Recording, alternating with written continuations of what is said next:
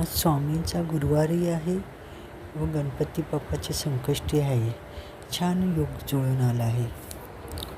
त्यामुळे मी अचानकच ठरवलं की आज आपण गव्हाच्या पिठाचे तरी तळण्याचे मोदक करूया. त्यामुळे मी 7-8 तरी करूया असं ठरवलं. आणि इथे मी अर्धी वाटी, छोटी वाटी होती, ते खोबरं किसलं आहे आणि गूळ घालून तुपात हे टाकलं आहे. हे मिश्रण तुपात टाकल्यानंतर छान अगदी नरम होईपर्यंत ते करून घ्यायचं, शिजवून घ्यायचं. त्यानंतर त्याच्यावर अशी वेलची पेरायची. नंतर एकसारख्या गव्हाच्या पिठाच्या 7-8 गोळे करून घेतले आणि पाऱ्या लाटून मी हे मोदक बनवत आहे. अशी चांगली त्याची दुमड घालून घ्यायची. त्यानंतर हे मिश्रण टाकायचं आणि असे हे मोदक हळूहळू आणि करायचे. आणि ह्याच प्रकारे तांदळाचेही मोदक करायचे. तांदळाची उकड मात्र चांगली आली पाहिजे की मोदकाची आपण छान डिझाईनही करू शकतो. अशा तऱ्हेने माझे फक्त 8-9 मोदक झाले आणि एक मी करंजी केली. हे बघा, इथे मोदक बनवलेले मी ठेवले आहेत. त्यानंतर ते छान तळून घेतले. आणि हा जो होता गणपती बाप्पाची संकष्टी, त्यामुळे सकाळी छान अशी पूजा करून घेतली होती. गणपती बाप्पाला दुर्वा दिल्या होत्या. छान पूजा म्हणजे सकाळीच झाली होती. आज बाप्पांना छान अभिषेक केला होता आणि अशी छान पूजा केली होती. आणि हा इथे मी नैवेद्य दाखवला. 7 मोदक आणि 1 करंजी. नुसते मोदक दाखवत नाही. दुपारची कामं सर्व आटपली. त्यानंतर मी फ्रीज साफ करायला घेतला. जसा मला वेळ असेल तशी मी एक वस्तू किंवा काही साफसफाई करायला घेते. मी एकदम सर्व साफ करायला घेत नाही. जसा वेळ असेल 10 मिनटं, 15 मिनटं, अर्धा तास, त्याप्रमाणे मी साफसफाईची कामं काढते. असं केल्यामुळे घर नेहमीच सुंदर नीटनेटके दिसते. अचानक कोण पाहुणे आले तरी आपल्याला लाज वाटत नाही, कारण आपण नेहमीच अशी थोडी साफसफाई केल्यामुळे आपलं घर सुंदर नीटनेटकं राहतं. फ्रीज पूर्ण रिकामी करून घेतला. त्यानंतर व्हिनेगर आणि थोडंसं हँडवॉश घेऊन मी पूर्ण साफ करून घेतला. सर्व आतलं या काचा वगैरे काढून घेतल्या. हे सेक्शनही पूर्ण काढून ते धुवून पुसून परत लावलं. असं लावल्यामुळे किती छान वाटतं. कोणाला समजो की नको समजो, पण आपण स्वच्छ केलेले असतं, आपल्याला खूप आनंद होतो. सारखं बघत राहावं असं वाटतं, किती छान आपण लावलं. आज गुरुवार, त्यामुळे स्वामींची मी खास सेवा करते. मी स्वामींसाठी दर गुरुवारी फुलं आणून स्वतः हार बनवते. मला तो खूपच बनवायला आवडतो आणि मी हार बनवलेला घातला की मला खूपच आनंद होतो. स्वामींना अशी छान अष्टगंधाची माळ करते. खूप मला छान वाटतं. त्यानंतर इथे मी चिमणी तुम्हाला दाखवत आहे, कारण मी तांदळाचा लोंढा ठेवून 1.5-2 महिने झाले एक चिमणी आली नव्हती. आणि आज छान, आणि मी ती काढूनच टाकणार होते, तितक्यात ह्या 2 चिमण्या आल्या ते खायला. मला एवढं छान वाटलं ना की विचारू नका. मला ह्या चिमण्यांचा चिवचिवट खूपच आवडतो. तसेच मी सकाळी पीठ मळायला घेतले की ह्या समोरच्या झाडाला हे कावळा आणि कावळे पीठ घ्यायला येतात. मी पीठ दिलं की निघून जातात. हे मी दाखवलं आहे आधीच्या व्लॉगमध्ये. मी बरोबर किचनमध्ये दिसले की येतात. खूप मला आवडतं. जसं आपण पक्ष्यांवर प्रेम करणार तसे तेही आपल्याला ओळखतात आणि आपल्याला न घाबरतात येतात आपल्याकडे. त्यामुळे कावळे अजिबात मला न घाबरतात माझ्या हातातून पीठ घेऊन जातात.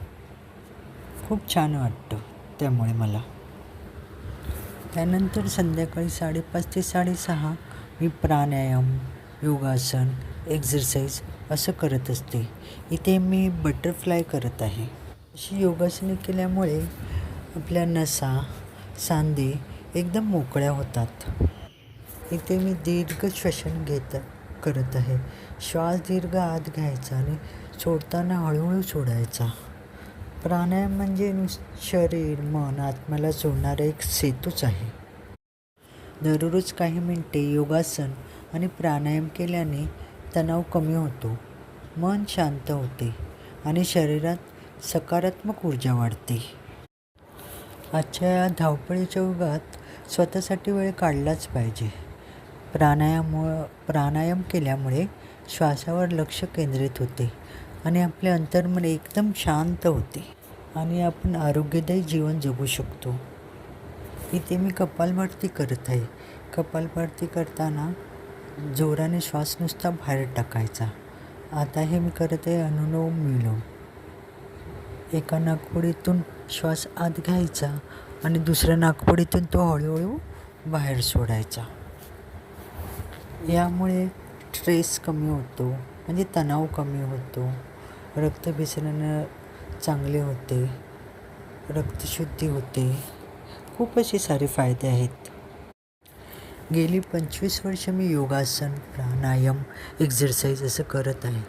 त्यामुळे खरं सांगू मैत्रिणींनो, मी वर्षातून 2 वर्षातून एकदाच कधीतरी ताप आला म्हणून डॉक्टरकडे जाते.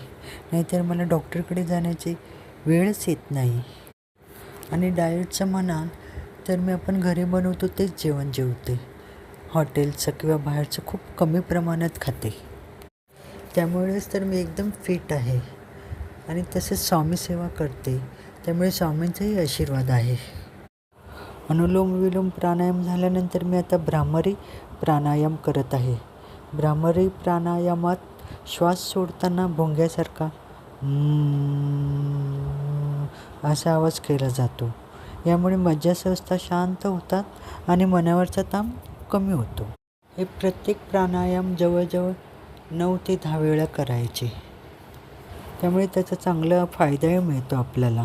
तणाव, चिंता कमी होतात, मन शांत व स्थिर होतं, आपली झोप सुधारते, एकाग्रता वाढते, डोकेदुखी, अस्वस्थता असेल तर ती कमी होते.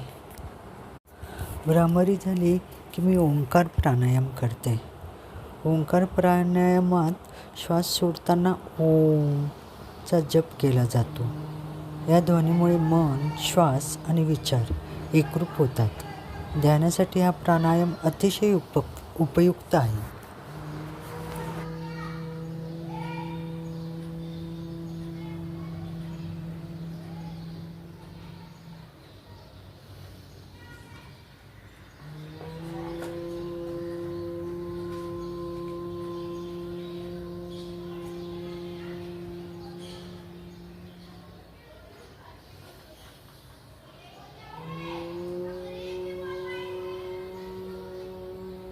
आमचा फर्स्ट फ्लोअर असल्यामुळे खाली मुलं खेळत आहेत, त्याचा आवाज येतो आहे.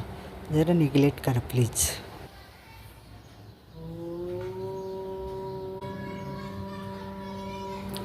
ओंकार झाल्यानंतर दोन्ही हात असे एकमेकांना घासायचे आणि ते डोळ्याला, चेहऱ्याला फिरवायचे, चेहऱ्यावर, डोळ्यावर फिरवायचे. ओंकार एकाग्रतेने करायचा असतो, त्यामुळे नकारात्मक विचार एकदम कमी होतात. ध्यान अधिक खोल होतं आणि सकारात्मक ऊर्जा वाढते. प्राणायाम झाल्यानंतर आता मी इथे हाताची एक्झरसाईज करत आहे.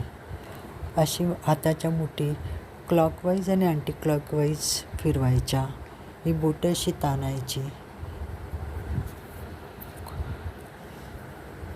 अशा हात अँटी क्लॉकवाईज अशी गोलाकार फिरवायचे. ह्यामुळे पूर्ण आपले स्नायू मोकळे होतात. असे आपण व्यायाम केल्यामुळे स्नायू मोकळे होऊन शरीर एकदम आपलं हलकं वाटतं. खूप छान वाटतं शरीर. तसेच नियमित व्यायाम केल्यामुळे आपल्याला डॉक्टरकडे जावं लागत नाही. आपण आपल्या हेल्थची काळजी घेतल्यामुळे आपल्याला डॉक्टरकडे जाण्याची वेळच येत नाही. आपण घरातल्या कुटुंबाकडे सगळ्यांकडे लक्ष देतो, तर स्वतःकडेही लक्ष दिले पाहिजे ना. आपण चांगलं असेल, सुदृढ असू तरच आपण घराची जबाबदारी पेलवू शकू. त्यामुळे स्वतःकडे तेवढंच लक्ष दिलं पाहिजे. डॉक्टरकडे औषध, गोळ्या, वेळ सगळंच जातो. त्यापेक्षा असा हा स्वतःसाठी वेळ काढला तर चांगलंच आहे. माझं म्हणणं जर तुम्हाला पटत असेल तर नक्की प्लीज कॉमेंट्समध्ये सांगा. मी बरोबर बोलते आहे ना. त्यासाठीच तर म्हण आहे, हेल्थ इज वेल्थ. बरोबर ना. आज संकष्टीनिमित्त अशी दारात सुंदर मी बाप्पाची रांगोळी काढली. व्हिडिओ संपूर्ण पाहिल्याबद्दल धन्यवाद. परत भेटू अशाच एका नवीन व्हिडिओमध्ये. तोपर्यंत बाय. श्री स्वामी समर्थ.